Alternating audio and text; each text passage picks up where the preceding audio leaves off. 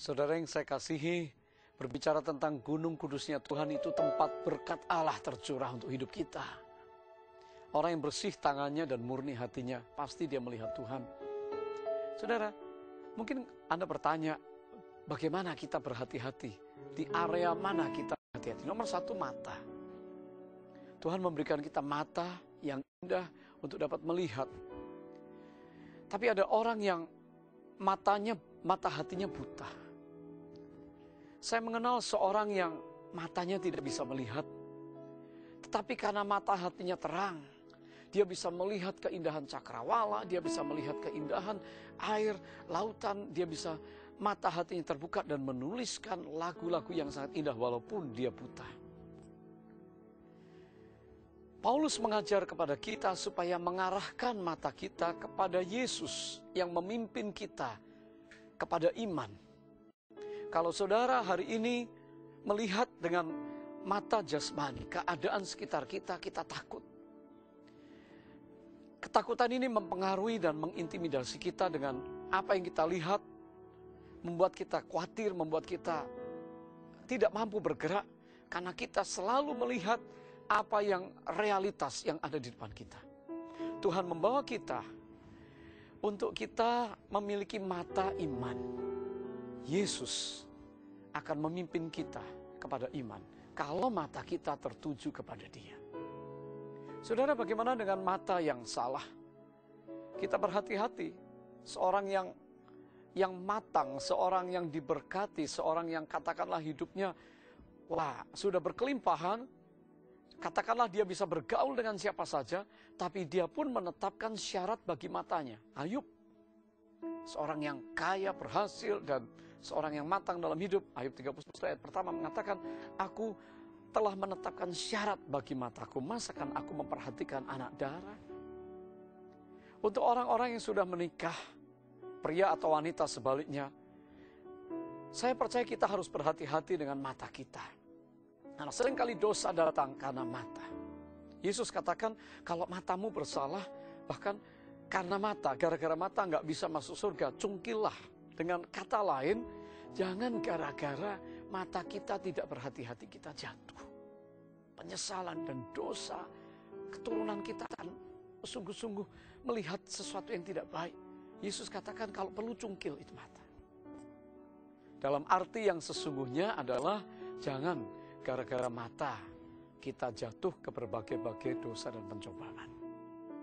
Berhati-hati dengan mata kita. Biar mata kita tertuju kepada Yesus dan mata kita melihat perkara-perkara yang baik.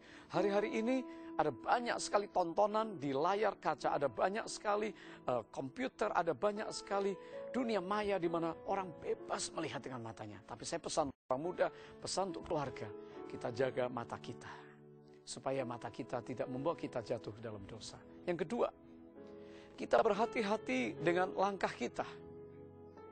Hakim-Hakim pasal 16 dikatakan Simson, seorang abdi Allah, seorang yang nasir Allah, utusan Allah yang seharusnya menolong masyarakat, memberitakan tentang kerajaan surga, tetapi jatuh dalam dosa, perzinahan karena dia membawa kakinya pergi ke satu tempat di mana seharusnya dia tidak pergi ke sana.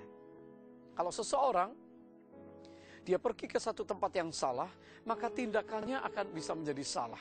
Dan selanjutnya, masa depan orang itu bisa menjadi salah. Simson melangkah salah. Berhati-hatilah dengan langkah yang kita ambil.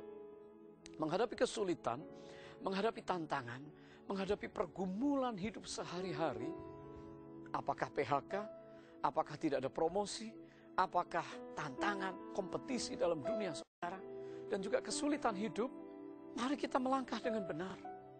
Tuhan memberikan langkah-langkah yang luar biasa. Dia katakan firman itu pelita bagi kaki, suluh yang menerangi jalan. Walaupun temaram, walaupun suram saudara, tapi kalau kita berjalan dalam firman Allah, dikatakan ada pelita di kaki kita. Luar biasa.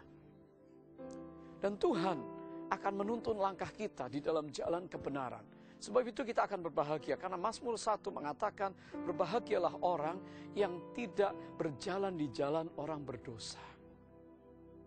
Saudara, Mari saya undang saudara hari ini, kalau langkah saudara sudah salah, ataupun saudara sedang berada di kondisi karena langkah yang salah, saudara menerima akibatnya.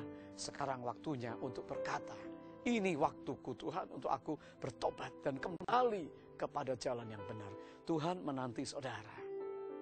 Yang ketiga saudara, mari kita berhati-hati dengan pikiran kita. Ada seorang yang terkenal berkata, jangan mengentertain pikiran kita. Karena pikiran kita ini tanpa batas. Efesus pasal yang keempat, ayat 21 sampai ayat 24. Marilah kita berubah. Tuhan akan membaharui pikiran kita dengan kebenaran di dalam Yesus.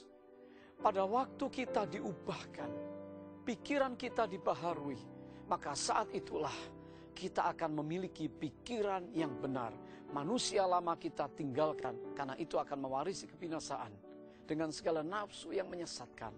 Lalu kita memiliki pikiran dan roh yang baru, di mana kita yang mengenakan pikiran dan manusia yang baru, kita akan berjalan di dalam kehendaknya Allah, yaitu kebenaran dan kekudusan. Siapakah yang boleh naik ke gunung kudus Tuhan? Orang yang dibaharui pikirannya.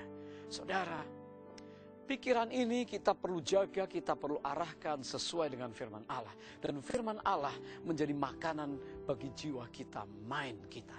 Banyak orang yang karena moodnya tersesat jalan, menghamburkan banyak uang. Dan orang yang tidak berjalan di dalam kebenaran. Tapi orang yang bisa menguasai pikirannya adalah orang-orang yang menang. Orang yang bisa menyerahkan pikiran kepada Kristus adalah orang-orang yang siap untuk diberkati oleh Tuhan. Saudara yang kekasih, saya berdoa saat ini, kiranya kita menyerahkan pikiran kita kepada Tuhan. Banyak orang gak bisa tidur. Banyak orang yang minum obat tidur. Banyak orang yang stres, dimulai dari pikiran. Waktu kita memikirkan keadaan yang ada, waktu kita memikirkan ketakutan, pada waktu kita memikirkan masa depan yang suram, maka pikiran kita mempengaruhi seluruh tubuh kita dan jiwa kita. Saya berdoa, serahkanlah pikiran kita kepada Tuhan. Berhati-hati dengan pikiran kita, maka kita akan diberkati oleh Tuhan.